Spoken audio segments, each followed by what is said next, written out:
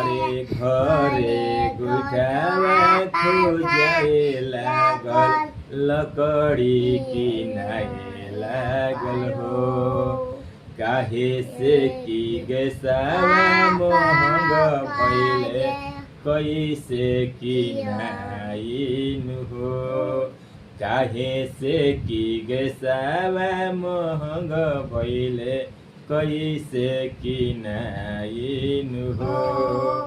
लकड़िया गोइठा पर खानामा बनाव भैया बहिनी हो।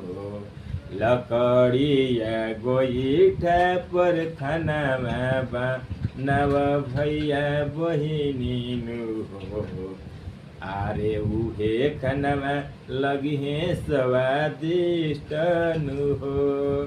घरे घरे गोइठा खोजाए लागल लकड़ी किनाए लागल हो। ओके।